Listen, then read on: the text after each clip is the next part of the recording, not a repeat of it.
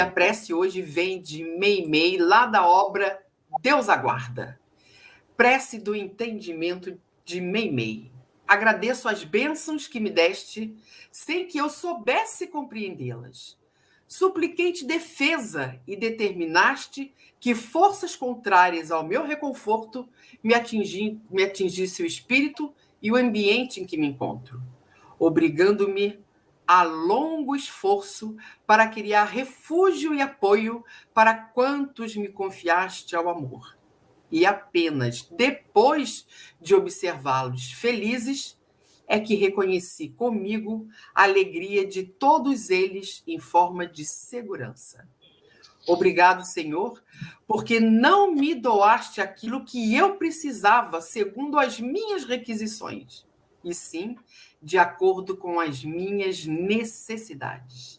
E agradeço ainda por me mostraste sem palavras a significação do ensino que transmitiste ao teu apóstolo da humildade. É dando que se recebe. Gente, curta, mas tão profunda, isso é maravilhoso. Isso é meio mesmo. Isso é lindo, é lindo. Pois muito bem, gente. E no episódio de hoje nós temos o quê? Hoje a gente vai dar continuidade ao capítulo 7 de Deuteronômio aí. Não é isso, Álvaro? Parashat Ekev.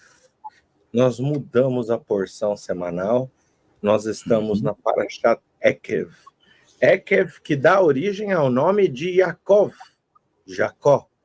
Porque quando ele lutou, houve aquele momento que se agarra o calcanhar. Ekev é calcanhar. Mas Ekev também é. Por quê? Como resultado de. E aqui tem uma fala que o professor Severino Celestino sempre nos explica, quando ele fala da Nahash, da cobra no texto de Adão e Havá, de Adão e Eva. E ali nós encontramos o professor Severino Celestino trazendo uma interpretação que a cobra... Quer falar, professor? A cobra, como diz lá o Gênesis 3,15, ela morderá o teu calcanhar e tu esmagarás a sua cabeça. Então, cabeça e cauda formam um ciclo de 6.000 anos. Então, nós estamos vivendo o ano 5.784, se eu não me engano. O que significa que esse ciclo se aproxima do final. E a palavra Ekev, que é a nossa paraxá, depois desde o capítulo 3 que vem com a outra, e agora que mudou no 7. E que calcanhar é uma região, eu diria assim, inferior, só menos importância, o que mostra que Deus também é misericordioso com os pequenos, com os insignificantes. Então, é um ensinamento profundo que nós encontramos nesse capítulo 7, além do seu amor, da sua misericórdia, da sua bondade, dizendo que ela é abrangente e é infinita. Ela é sobretudo para os pequenos, porque o texto também fala que o povo hebreu não representa a maioria, mas uma quantidade pequena, mas muito amada, muito protegida e muito representativa da misericórdia de Deus. Então, no programa que vocês fizeram com muita beleza, há 3 semanas atrás, foram abordados o amor de Deus e a sua proteção, onde o Jorge trouxe, inclusive, o Salmo 121, ergo meus olhos para os montes, de onde vem o meu auxílio. Meu auxílio vem do Senhor que fez os céus e a terra. Não dorme, cochila o guarda de Israel. Ele guarda a tua direita e a tua esquerda. Não te molestará o sol de dia, nem a lua de noite, porque o Senhor teu Deus te guarda na saída e na chegada, agora e para sempre. Então, é um salmo chamado Salmo de Subida, que Davi recitava nas escadarias do templo. Isso. Aonde ali... Pode cantar, Jorge. Shir lamachalot, Esaenai eleachim, Me'ain yavo eschi, Eschi merim Hashem, Ose shamayim, Ve'aretz, Aliten hamot haglecha. Adonai Shomer, né? É o salmo da guarda, né? Da guarda divina, né? Loishan Shomer Israel. Shomer Israel, Asher Shomrecha, Hashem Tzilcha, Aliad Yeminecha. Pronto, professor. Tá bom. Chega. Sim, Então, professor. em princípio, nós temos aí nessa nova paraxá a importância que merece os pequenos, assim como os grandes.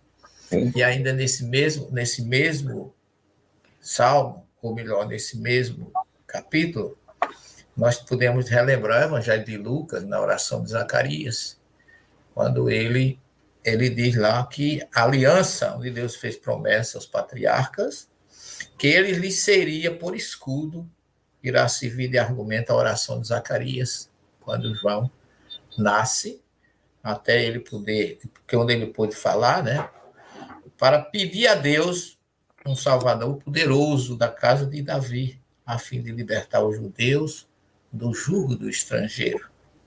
Lembrando da sua santa aliança e do juramento que fez Abraão, nosso pai, de conceder que nos livre das mãos dos nossos inimigos. E essa aliança e essa promessa de Deus, segundo Lucas, se consubstancia na chegada de João como precursor do nosso mestre e amigo Jesus. É a descendência da proteção divina, né? E esse mesmo protetor divino que João fala, que Zacarias traz, ele nos promete o Consolador, que está aqui dando todo o suporte como complemento, esclarecimento de tudo que nós trazemos nessa série de Moisés e Kardec. E o interessante desse ciclo é porque nós vivemos esse ciclo hoje. Existe uma fala do Rebbe de Lubavitch, que ele trouxe a explicação sobre o nome dessa parábola, onde ele vai falar dos pequenos, dos grandes... Você diz paraxá, né? Dessa paraxá. Dos pequenos mandamentos, dos grandes mandamentos. E ele vai falar justamente dessa importância dos pequenos. E ele traz aqui uma correlação interessante, que no passado nós precisávamos dos templos, fez parte da construção religiosa, da nossa história. Até hoje, a gente, de alguma forma, acaba tendo uma referência, mesmo que sem os rituais, mesmo que sem os sacerdotes, dentro da casa espírita, às vezes, algum tipo de olhar ainda presente, já que o nosso psiquismo não consegue apagar a sua história tão rapidamente. Mas aqui, ele vai falar assim, o Rebbe vai falar, o nosso templo de Jerusalém foi destruído no ano 70. E o homem foi colocado no mundo em um ciclo. É como se ele estivesse dizendo, nós recebemos ali, isso sou eu que estou dizendo, não foi ele, tá? Mas nós recebemos os mandamentos. Nós recebemos a exemplificação da primeira revelação. Nós recebemos o Cristo, o Messias. Nós, então, passamos por um ciclo. Que ciclo é esse? Um ciclo onde nós necessitamos viver as suas explanações. A gente falha. A gente recebe mais um reforço fundamental, onde não restasse mais dúvidas de como nós interagimos com o mundo, com o plano espiritual como um todo. Nós estamos no final de um novo ciclo. E diante desse ciclo, da mesma forma que o calcanhar pisa na cabeça daquilo que o professor explicou, que tem uma representação com o Messias, o mundo pisa nas nossas cabeças, no sentido de que nós venhamos necessitar demonstrar a presença do Espírito do Messias nessa era. É um momento, basicamente, de extrema conturbação, mas que fecha um período. Esse fechar não é um ano, não é 2, são séculos, ou quem sabe, um milênio. Um fechar de um ciclo, onde a todos nós é pedido o cuidado com as pequenas coisas na prática diária.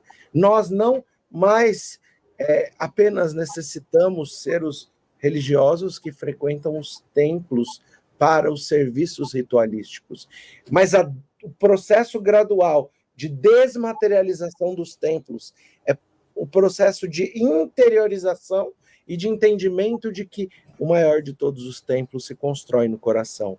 E que nesse templo é necessária a dedicação constante, diária, a dedicação nas mínimas e nas pequenas coisas, onde nós estamos sendo testados por um mundo aqui atrás, uma cidade mergulhada muitas vezes no crime, no suicídio, no estresse, na ansiedade, nas depressões, e a nós está sendo pedido cuidado com as pequenas coisas, cuidado com as grandes coisas.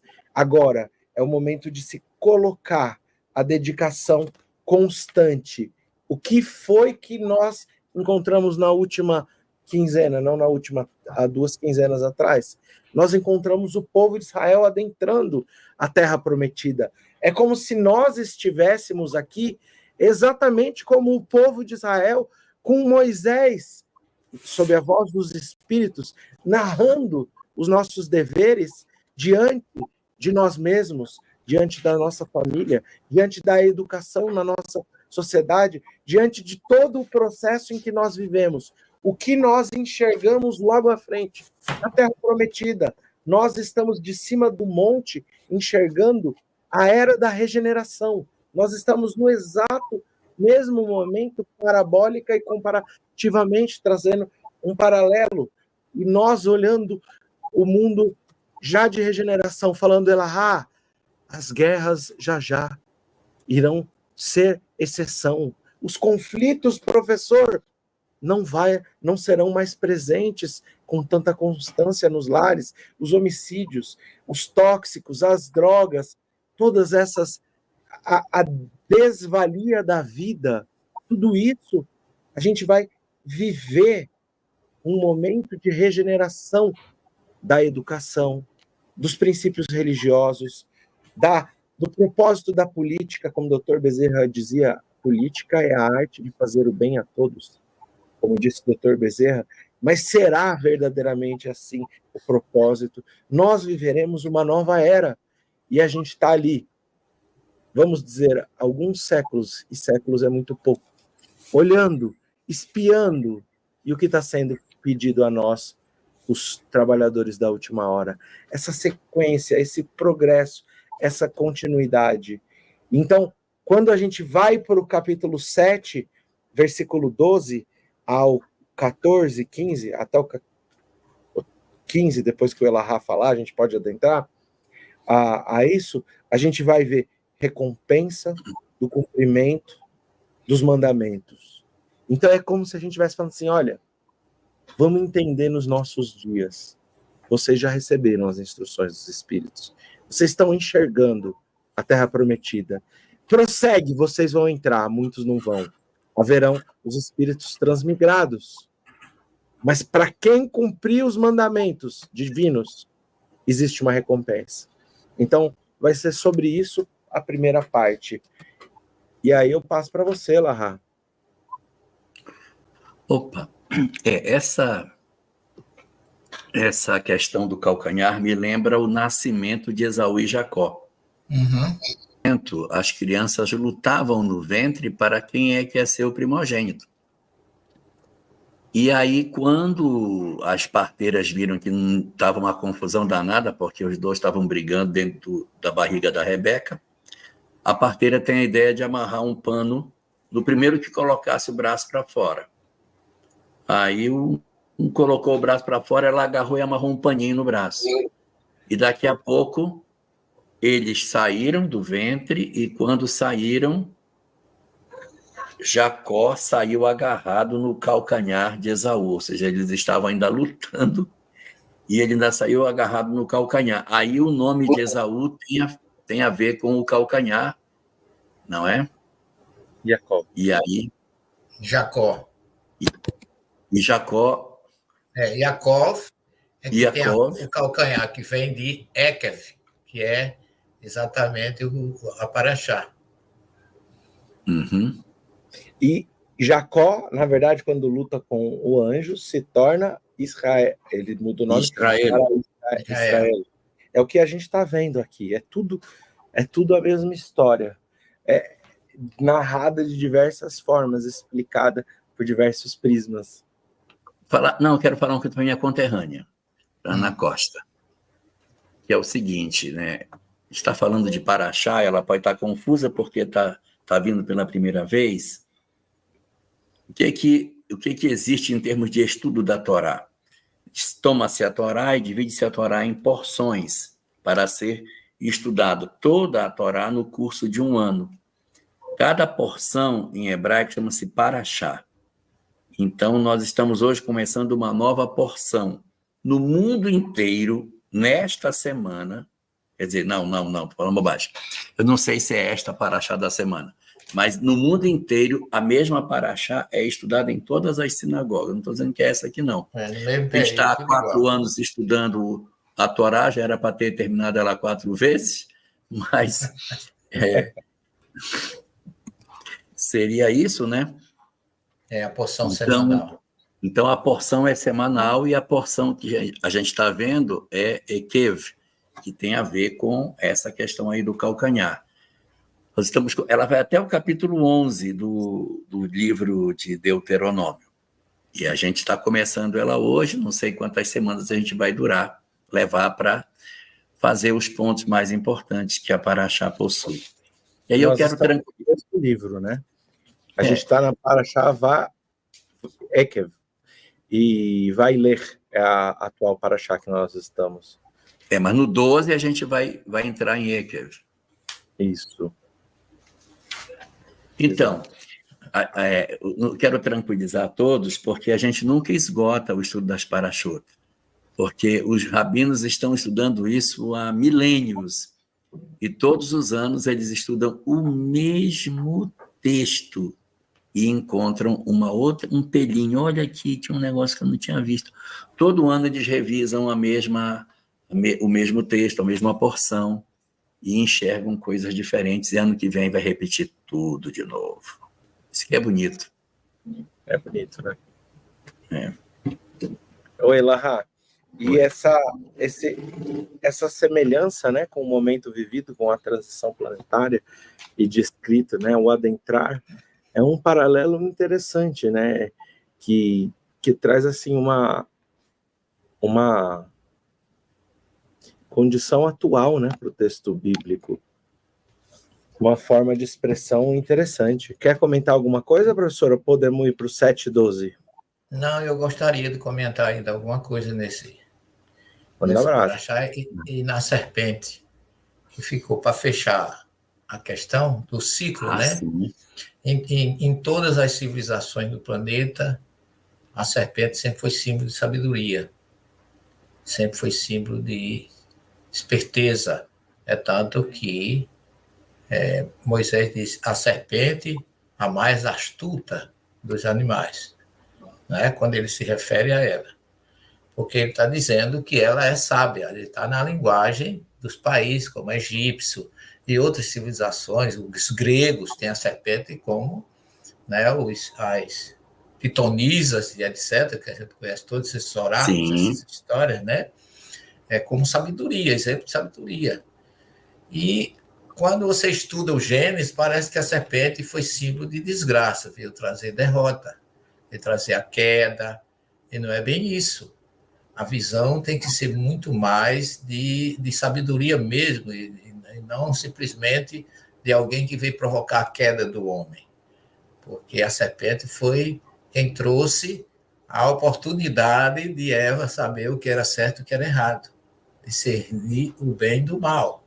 E se você vai analisar cabalisticamente, no quarto nível de interpretação da Torá, a palavra Nahash tem o mesmo valor numérico da palavra Mashiach, que é o Messias.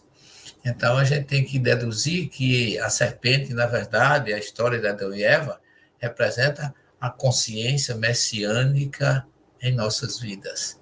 Foi Jesus que, através do símbolo da serpente, chega ao paraíso. Para muitos que acham que Jesus não está na primeira revelação, ele já está no primeiro versículo do Gênesis, e aí ele está chegando para trazer sabedoria, consciência do que é certo e do que é errado. É uma metáfora muito bem criada da árvore do conhecimento do bem e do mal, descoberto pelo momento que a gente adquire consciência, porque até então era simples ignorantes, como diz a questão 115 do Livro dos Espíritos.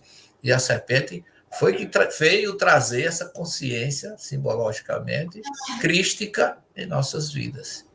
Então, até isso nós trazemos desde a primeira, desde o versículo 3, do capítulo 3 do Gênesis, com a história do paraíso, que todo mundo coloca os divisores, não de Paraxá, porque a Paraxá ela é muito bem, eu diria assim, ela tem base científica, espiritual, racional, que é o que a doutrina espírita, eu admiro como espírita no lado científico da doutrina e espiritual. Mas as pessoas simbolizam o diálogo de Adão, de Eva com a serpente, como a queda. Ali não caiu ninguém, ali devia ser o sorregimento, a descoberta da sabedoria, a descoberta da luz espiritual que habita em todos nós, porque foi a partir daí que o homem tomou consciência, que foi se esconder. Isso tudo é metáfora, né? Mas a partir dali é que eles procuraram uma saída para a dificuldade, que eles simbolicamente haviam cometido uma transgressão. Eles foram procurar uma defesa. E aí vem uma série de metáforas em torno disso, mas eu quero ficar com essa e lembrar que na montanha de Moisés, quando Moisés olha para a terra prometida sem poder entrar, mas ele com certeza ele avistou exatamente aquilo que veio depois.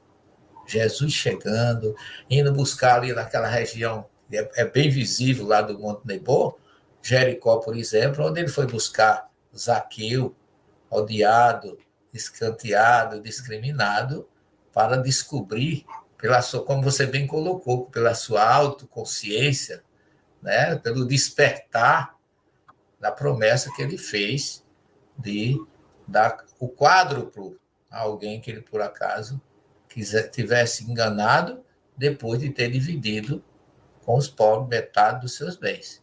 Então, há realmente um interrelacionamento entre a primeira, segunda e terceira revelação. Nesses acontecimentos, parece uma coisa tão principiesca ou tão pequena, mas aí é onde está toda a essência e toda a luz da espiritualidade que a gente pode descobrir nesse estudo, que, graças a Deus, a gente está tendo a oportunidade de trazer para os nossos queridos internautas discutirem e estudarem conosco. E o texto vai dizer assim: e o que acontecerá é que, com o resultado de vocês escutarem essas leis e cuidarem do seu cumprimento, Deus, seu Deus, manterá a promessa, o pacto de bondade que jurou aos seus pais. Ele amará você, abençoará você, multiplicará você, abençoará o fruto de teu útero, o fruto de teu solo, seu grão, seu vinho, seu óleo, a prole do seu gado e o melhor de seus rebanhos na terra, que ele jurou aos seus antepassados dar a vocês. Você será abençoado acima de todas as nações. Não haverá varão estéril, mulher infértil entre vocês e o seu gado. Deus manterá todas as doenças longe de você. Ele não trará sobre você nenhuma das doenças que o Egito experimentou, mas ele dará a todos os seus inimigos a vós. Você aniquilará todas as nações que Deus, seu Deus, entrega a você. Não deixe que seu olho se apiede delas, e não idolatre seus deuses, pois isto é, uma armadilha tentadora a você. Então, vamos lá. Daqui tem alguns fatores interessantes. Primeiro, isso dá margem ao entendimento do que os saduceus traziam, que é a ideia de que os benefícios de servir a Deus, de cumprir os mandamentos, devem ser na terra. Então, fala, não, eu não vou esperar mundo vindouro que nada. Olha o que está dizendo o texto. O texto está dizendo que eu vou receber todos os méritos na terra. Então, os saduceus, os sacerdotes do templo, de Jerusalém no tempo de Jesus, tinham parte do conhecimento que eles se pautavam para, por exemplo, fazer todo o comércio no templo, pautado nisso. Eu estou servindo a Deus, eu tenho que ganhar dinheiro, eu tenho que ter benefício, porque senão não está sendo cumprida a Torá. O que na época foi tido como um pensamento que se afasta, antidoutrinário em relação à filosofia judaica, já que grande parte de todos os sábios diziam não, viva o sofrimento na terra e recolherás os bens no mundo vindouro. Então isso dá margem ao entendimento que é para aquela teologia da prosperidade, que até hoje é o embasamento de muitas vertentes cristãs, não é uma crítica, né, mas muitas vertentes cristãs, inclusive neopentecostais. Então, não é uma crítica, é só uma identidade, não estou criticando, cada um interprete como quiser e cada um siga o que melhor compreender para si. Mas isso dá margem a esse entendimento. Mas o propósito aqui da Torá, quando ela fala sobre uma saúde, vamos assim dizer, ele está falando, você não vai ficar doente, você vai ter o abençoado solo, o grão, o vinho, o óleo, o gado, o rebanho. Como a gente pode entender isso? Vamos lá. Ele abençoará o teu útero, teus filhos.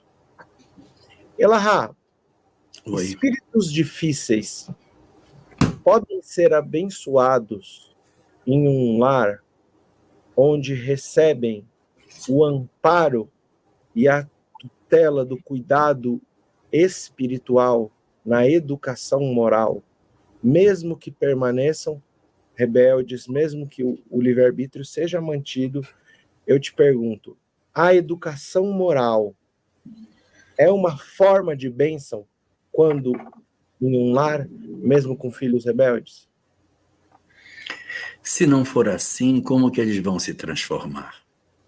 Se você der sempre uma educação exatamente no padrão que o espírito tem, como que ele vai enxergar uma nova forma?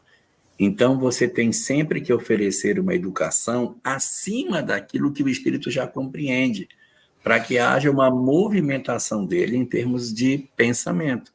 Senão, ele fica congelado numa mesma ideia séculos e milênios. Então, esse é o chamado aspecto da misericórdia de Deus e não somente a sua justiça. Ele vai, então, oferecer para nós mais do que a gente merece, porque ele é justo e bom. Então, nós recebemos um lar, um corpo, uma condição educacional, religiosa, econômica, que está acima da justiça, para que o espírito possa fazer a mudança do seu padrão de vida espiritual. Então, o fruto do útero, necessariamente, ele é abençoado. O fruto do solo, vamos se lembrar Jesus, o semeador saiu a semear. O semeador saiu a semear. Aí o que explica Jesus que é o solo? E qual é a expectativa? São os frutos. O solo é o mundo ou o solo é o espírito? Macrocósmico é o mundo, microcósmico é o espírito. E o que se dá quando se vive no cumprimento da lei divina?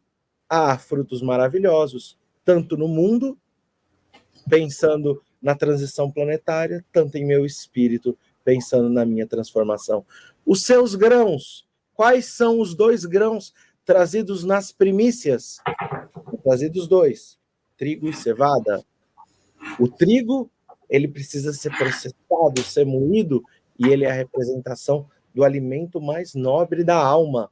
É tudo aquilo que o seu espírito frutifica em maior nível de qualidade. E a cevada? A cevada é aquela que alimenta a animalidade. Ou seja, todos os elementos do mundo material, conduzindo-nos igualmente a Deus, para que, em paralelo aos frutos espirituais, a matéria seja fundamental na condução desse caminho. Seu vinho, o vinho é o júbilo, é a alegria. O vinho é aquilo que se santifica o dia do Shabat, que se santifica as grandes festas, o Pêssar, as grandes festas. Então, ali é o processo da santificação, é o nosso espírito estando em comunhão e santificação com Deus. O óleo passa triturado ao carocinho da azeitona para fornecer o azeite mais nobre. E o que ele representa? A luz. A luz. A luz. A luz do nosso espírito. A prole do seu gado e do seu rebanho. O que fez Davi, o que fez Moisés, o que fez Jacó, o que fez Abraão, o que fez Isaac, o que fez José. Todos pastores, todos pastoreando no campo íntimo da evolução anímica, todas as intempestuosidades para pacificação e mansuetude. Todos cuidam do cordeiro. Todos cuidam do cordeiro. Todos cuidam do cordeiro. Então, você estará abençoado acima de todas as nações. Por que acima de todas as nações?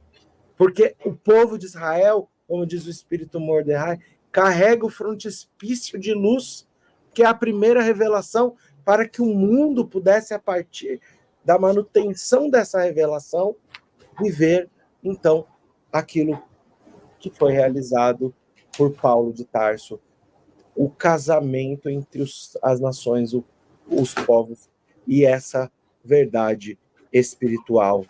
Você não terá varão estéril, mulher estéril entre você e o seu gado.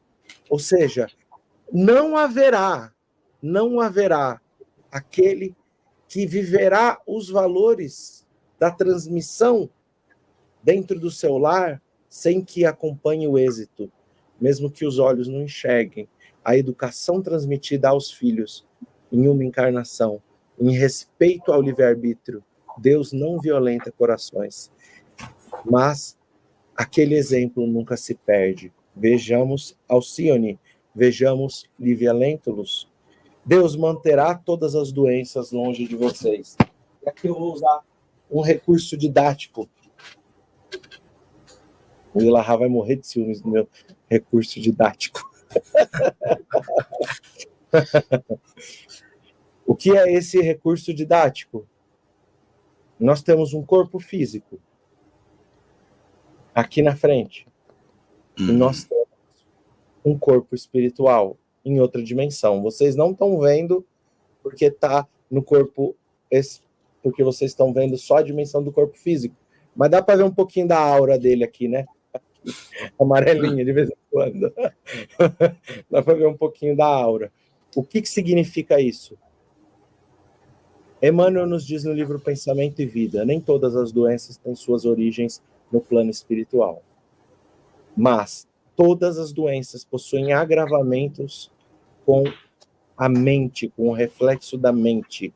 Ou seja, quando nós seguimos os mandamentos, nós podemos até obter determinados níveis de enfermidade, mas nenhuma dessas estarão sem servir à providência divina, pelo exemplo, pelo caráter missionário que deixa, por exemplo, um Chico Xavier, que tinha 10, 15% da visão de um único olho, um Jerônimo Mendonça, que caminha fazendo as suas palestras, mesmo sem poder caminhar, em 5 estados, fundando creche, fundando centro espírita. Tudo isso demonstra que até nós poderemos ter as imperfeições no nosso corpo físico, os processos de adoecimento, mas à medida da qual nós compreendemos que somos esponjas e nós estamos mergulhados numa atmosfera psíquica individual, os fluidos dos quais nós estamos mergulhados, que são realizados, conduzidos, plasmados pela nossa boa vontade de servir ao bem, serve como retificação para todos os processos de adoecimento. Pode ser que demore alguns milênios, mas nos dedicando ao bem, seremos puramente saudáveis. E não deixe que os outros povos contaminem o que está sendo dito aqui, com tudo que eles teriam a oferecer no mundo material, quando que, na realidade, a proposta é que o povo de Israel, ou que todo aquele que vive uma vida religiosa, no espiritismo, no budismo, em qualquer... olhe para o espírito, e mesmo quando o mundo todo te transmitir uma paixão e uma sedução peculiar, lembra, o teu propósito é com os mandamentos. Então, eu expliquei aqui, eu vou passar para vocês também explicarem. Eu queria buscar primeiro um ponto lá em cima, quando fala que o Senhor amará e amar-te-á, e abençoar-te-á, e te fará multiplicar. Esse texto do Deuteronômio é um texto bem singular, porque ele fala de amor, os outros não falavam disso. Aqui fala, amarás o Senhor teu Deus, agora está falando que o Deus ama as pessoas. Para trás, os textos anteriores era tu vais obedecer o mandamento do Senhor. Tu obedecerás o que eu estou determinando. Agora, em Deuteronômio, já existe uma relação muito mais afetuosa entre o Criador e a criatura. Há um processo como se fosse assim, uma maturidade dessa relação, em que o espírito agora percebe na relação com o Criador não uma obediência, uma servidão, mas um processo de vinculação mesmo, sabe? E aí, isso me chamou muita atenção, essa questão do amor aí presente nesse texto. E sobre essa questão aí da esterilidade que a gente está vendo, eu também percebo que seja assim, nessa questão mais espiritual que a gente tem.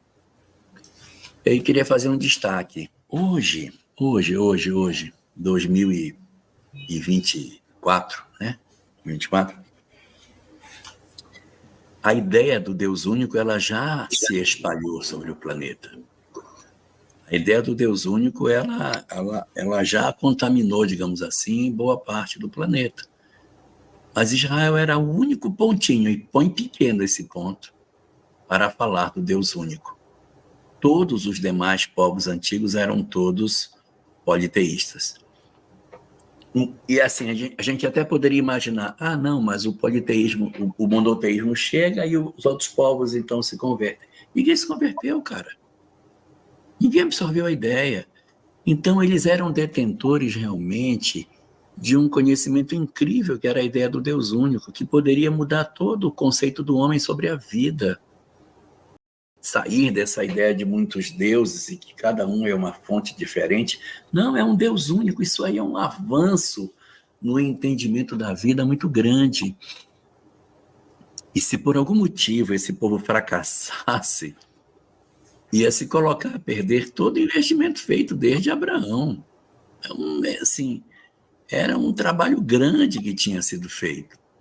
Muito trabalho.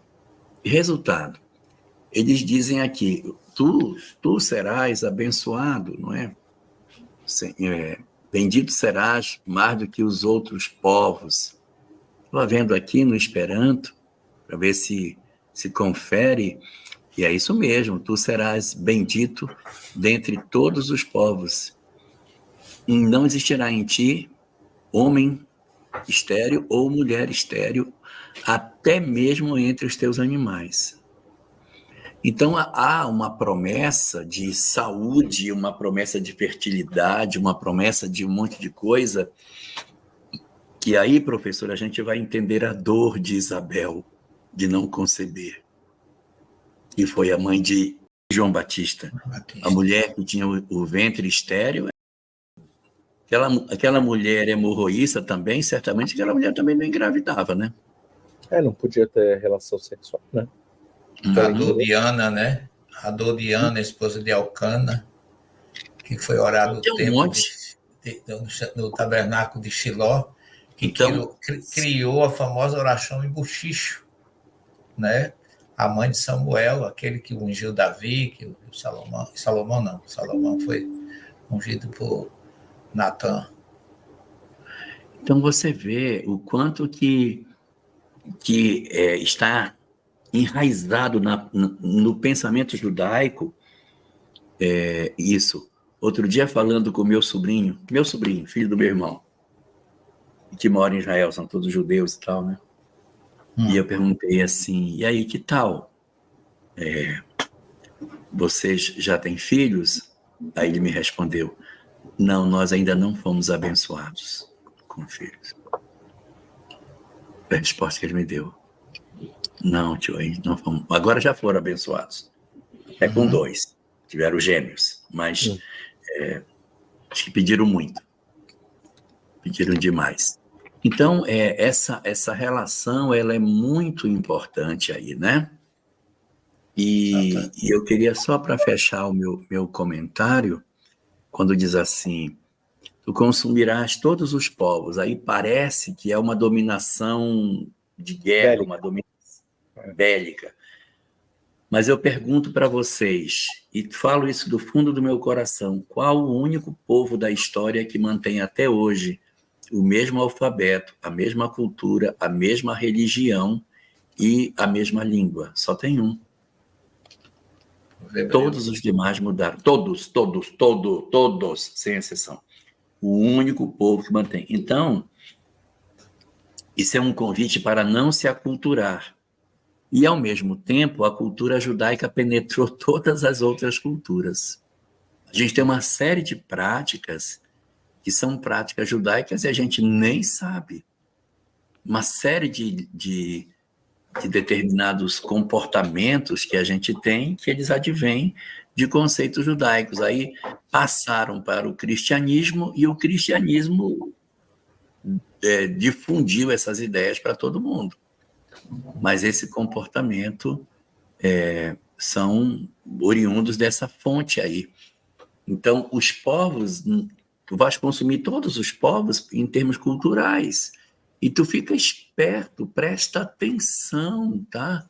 Presta atenção, porque o que vai acontecer contigo é que o Senhor te protegerá de tudo. E todos aqueles que forem teus inimigos, eles não vão sobreviver, né? E aí, aquela parte que o Álvaro estava lendo aqui, eu estava observando, quando ele diz assim, não te apiedes dele, não é ter pena de, não, vamos matar todo mundo, não pode ter pena, é que a gente começa a ficar, não, mas o que é que tem? O que é que tem? Né? O que é que tem a gente seguir um preceitinho do outro? O que é que tem? Não faz mal, e aí você vai se descaracterizando, vai se aculturando. Então, a recomendação é o seguinte, mantém teus princípios. Mantenha a tua tradição para que você sobreviva nesse mar de povos que pensam completamente diferente, senão tu vai desaparecer, cara. Cuidado com a hermenêutica na convivência, né? Para não relacionar determinados setores, né? Olha, os povos antigos, né? Medos, persas, babilônios, caldeus, acadianos, sumérios, todos viviam naquela região ali. Acadianos, babilônios, sumérios, caldeus, tudo ali na Mesopotâmia. Medos, persas, hoje eles nem existem mais. Eles nem existem mais como medo, como persa. Eles nem existem mais, não existe mais. Eu sou acadiano, não existe mais, desapareceu. Eu sou do Ponto, eu sou da Bitínia. E tu é da onde, meu filho? Todos esses lugares desapareceram, ninguém sabe nem onde fica. Desapareceu, os povos ali desapareceram. Misturaram, miscigenaram. Agora, Israel, eu não sei explicar, talvez o professor Severino sabe explicar, um povo inexpressivo, sem poder político, um povo que nunca teve um domínio territorial para dizer assim, não, mas eles tiveram um império, como o Império Medo-Persa, como o Império Babilônico, como um Império Macedônio, o Império Romano, sei lá, o que queira chamar, Império Fenício lá, da época de Aníbal, nunca fizeram. Como é que é dominado o tempo todo, passa da mão do Egito para a mão dos assírios, passa para a mão dos babilônios, passa para a mão do povo Romano. Antes dos romanos ali, o pessoal da Macedônia, depois Isso. Romano. Assírios, babilônios, gregos, né? Todos. Os gregos, macedônios gregos. E sobrevive, entendeu? É uma coisa que... Então, não te apiede dele para não te aculturar, não te mistura, não é? Você vê aqui no Brasil, meu Deus, o Brasil é um país para acabar com a cultura dos outros. O cara vem para cá na primeira geração e diz, olha, você não vai aprender a língua natal, você vai falar só a nossa língua. Na segunda geração, já está tudo... Na terceira geração, o japonês já está sambando, já não... Já está participando de baile funk, né? Japonês no baile funk, alemão do mesmo jeito.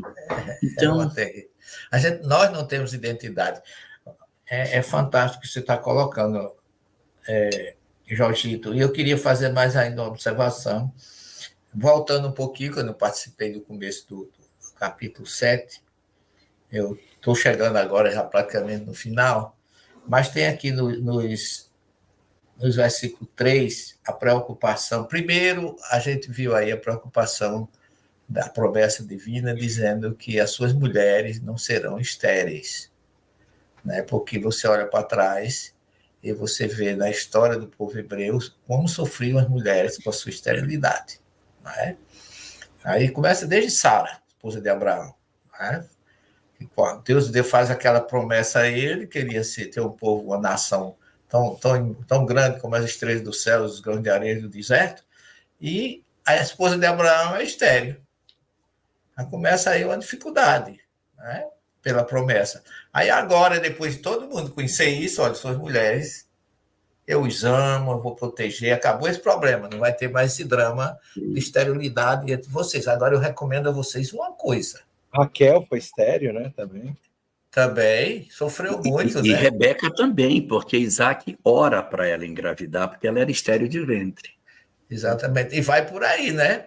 E aí você vai ver Ana, a esposa de Elcana, Peniná, que era outra que era fértil, e ela não era. Então, tem uma história riquíssima no povo dessa esterilidade da mulher. E aí, como bem disse Jorge está aí sobre o sobrinho dele, ainda não tivemos essa bênção de Deus, que não tinha filho ainda, né? Agora já tem, como você colocou aí. Aí Deus recomenda, lá no versículo 3, não te aparentarás com ela, tua filha não darás a seu filho, e seu filho não tomarás para teu filho.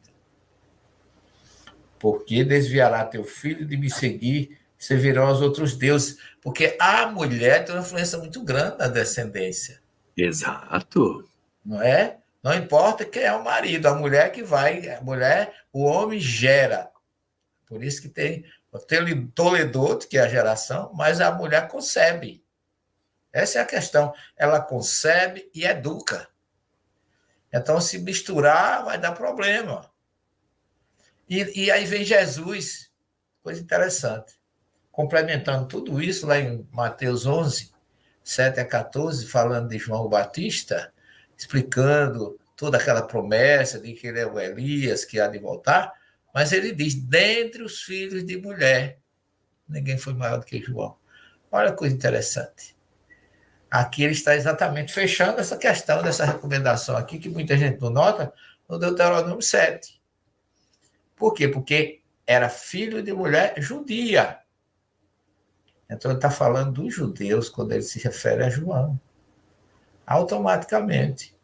Então, a gente observa a linhagem de acontecimento, desde o Gênesis até o Apocalipse, que nada se para. E Jesus, que foi um judeu defensor da Torá enquanto vida teve no planeta, porque as pessoas querem desvirtuar, houve um desvirtuamento, historicamente, a gente não vai entrar aqui, agora eu faço como alvo.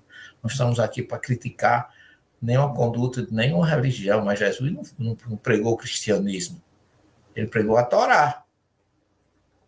Agora, pegaram a pregação dele e desvirtuaram a partir do século IV. Essa é a questão. Primeiro, segundo, terceiro século, houve uma identidade, como diz o professor David Flosser, lá da Universidade Hebraica, que para se entender cristianismo tem que se conhecer judaísmo e lembrar que o cristianismo foi um dia uma seita judaica. Nenhum discípulo de Jesus não era judeu. Agora, todos os doutores da teologia da Igreja Católica, da chamada teologia do Logos, todo aquele corpo dos patrísticos, não tinha nenhum patrístico judeu. Eram todos pagãos. Então, como é que eles poderiam transferir ou entender uma mensagem judaica de Jesus sobre a Torá, se eles criaram uma nova, que eles chamam de teologia, quando o judaísmo nem tem teologia? Não existe teologia no judaísmo. Verdade. Então, não é? Então, você vai encontrando, assim, acidentes de percurso que acaba com toda a verdade que a gente precisa defender. Eu sou um defensor ferraz de um Jesus judeu, porque eu só fui entender Jesus quando eu procurei entender um pouco mais judaísmo. E isso não tira minha admiração por ele, pelo contrário, eu o admiro porque ele defendeu toda a sua vida, foi defendendo e jurando e citado por Mateus, que não veio destruir a Torá, nem os profetas. Então, quando a gente tira essa visão de que Jesus foi um defensor da primeira revelação, a gente vai perder exatamente os seus ensinamentos. E não vai entender. Pergunte a um cristão por que é que Jesus disse dentre os filhos de mulher ninguém foi maior do que João. Você vai explicar sobre isso? Ninguém sabe explicar. Por onde eu passo, me perguntam isso. Por onde eu passo, me perguntam. O que Jesus quis dizer com isso? Ele estava falando do povo judeu. Que quem dá nacionalidade ao judeu não é o pai, é a mãe. Isso eu tenho na prática. O meu amigo judeu, Gary, casou com uma cearense e os filhos tiveram que fazer aliar porque não eram considerados judeus. Daí a recomendação que tem aqui no Deuteronômio 7. Então, eu queria só fazer esse complemento, que eu perdi não estava com vocês, e eu tinha olhado isso aqui e feito essa ligação desse capítulo 7, versículo 3 e 4, o que Jesus fala a respeito de João Batista. E é interessante que o texto ele continua assim no mesmo intuito. E ele vai dizer assim: pode dizer a si mesmo, essas nações são mais numerosas do que eu, que o Elahá estava falando. Como eu poderei expulsá-las dessa terra? Porque a conquista da terra prometida é um estado de espírito. Esse estado de espírito ele é conquistado pela batalha interna, pelo esforço íntimo de vencer a si mesmo, de vencer as suas imperfeições, de domar as suas imperfeições. Então, a gente olha para o que precisa ser regenerado no mundo hoje e fala assim,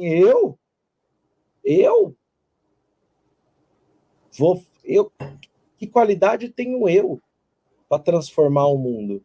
E aqui está falando, olha, o mundo é tão maior do que eu, a condição está tão bagunçada, o espiritismo tão pequeno, vamos aumentar a lente. O espiritismo é tão pequeno, a minha reunião mediúnica é tão pequena, o trabalho é tão pouco. E ele vai dizer, aqui o texto diz, lembre-se do que Deus fez para você no Egito. Os milagres, com o braço estendido, matou os primogênitos, até os sobreviventes que se escondem de vocês que sejam destruídos. Eu não li tudo, eu pulei. Tá, mas o que isso quer dizer? Até expliquei isso lá no NEP, né? Por que Deus manda o anjo da morte para matar os primogênitos do Egito? Então vamos lá. Jacó e Esaú e Jacó. eles estão os dois lutando por o quê? Primogenitude. Primogenitude é o quê? É a continuidade da obra. É o núcleo de entendimento e de trabalho transferido por Abraão, qual o seio familiar tem essa proposta. E o primogênito é aquele que carrega, vamos assim dizer, os valores na maior essência. O primogênito de Isaac, de Abraão, seria Ismael, mas se torna Isaac por carregar essa verdade. O primogênito de Isaac, quem é? Seria Esaú, mas se torna aquele que carrega a mensagem, Jacó. Então, quem seria o primogênito do faraó?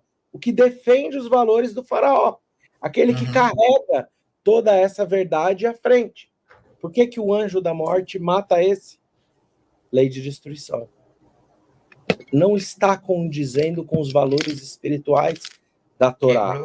Quebrou a genealogia, matando o primogênito. Quebrou a genealogia. Você deu um golpe no mal, na perpetuidade do mal, põe-se através da força. Agora, o que ele está dizendo? O anjo da morte, por que pulou os primogênitos de Israel? Porque esse é o valor a ser perseguido. Pode-se matar a vida eterna? Os valores que nos conduzem à vida eterna? Ao estado de pureza? Não, esses são indestrutíveis. Ele está falando, não se preocupe.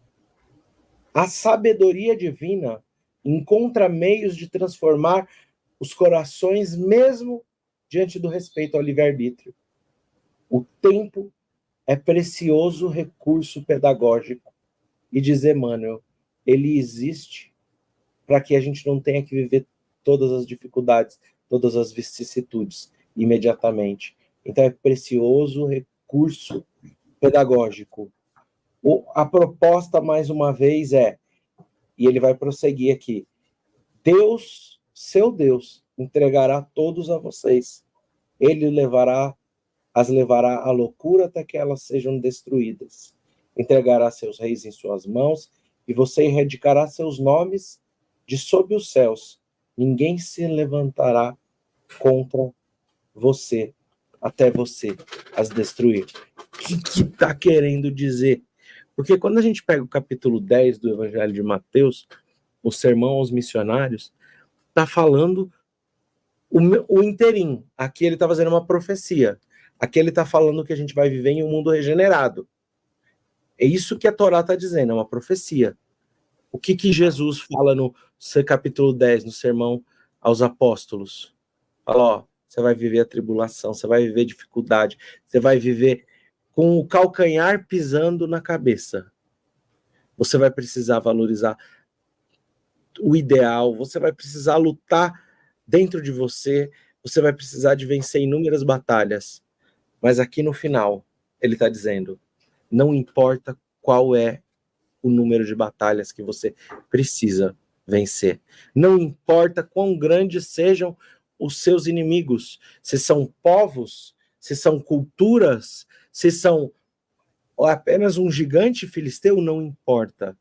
Os valores que devem perpetuar e a garantia que você obtém é que quando vigiando, orando, entregando-se no cumprimento, nós veremos a vitória de todo esse processo sobre a terra.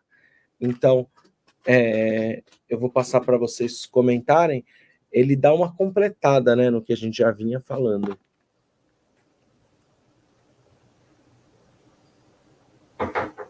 Eu queria falar só um detalhe, Álvaro, aí sobre Esaú e Jacó. Porque diz que Jacó foi o primogênito e não Esaú. Eu li, acho que foi Akiva, um desses rabinos, eu achei a explicação dele maravilhosa, porque ele diz que aquele que é gerado por último é o que sai primeiro. O que foi gerado primeiro sai depois. Por isso que Jacó saiu depois, porque ele, quando você coloca 2 bolas num tubo, a que você coloca por último é que sai primeiro. Então Esaú não era o primogênito.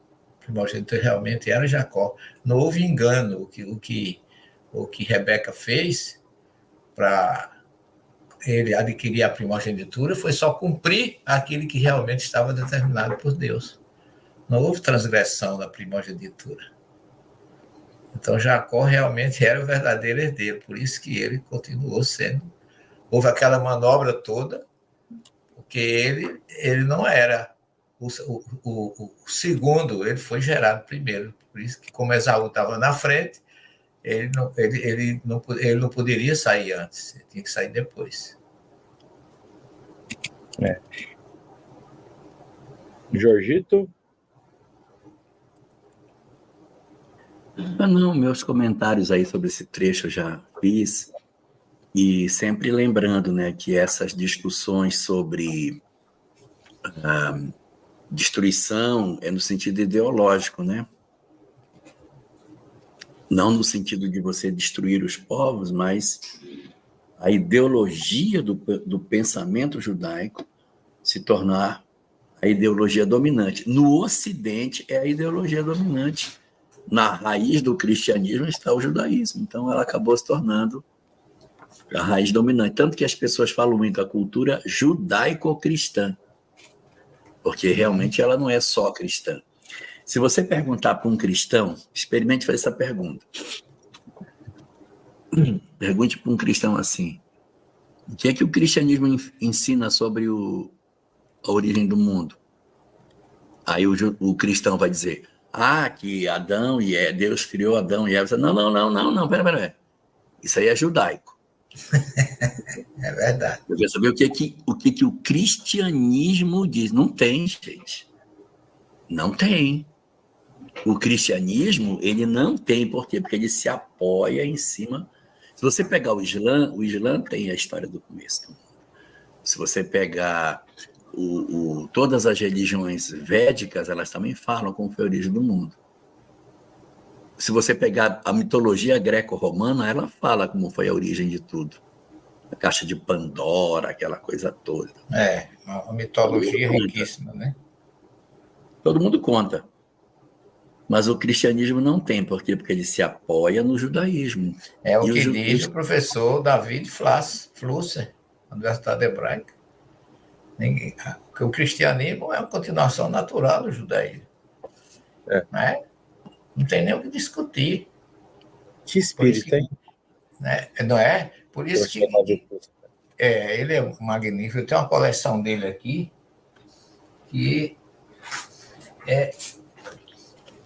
ele se refere a Jesus em Isaías, né? O príncipe da paz.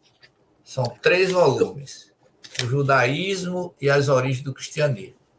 3 volumes. Maravilhoso. Olha, eu pensei que essa imagem atrás era só um desenho. Papel de parede, um negócio qualquer. Não, mas aí é um papel de parede, mas desse papel sai livro, sabe? É uma mediunidade do professor.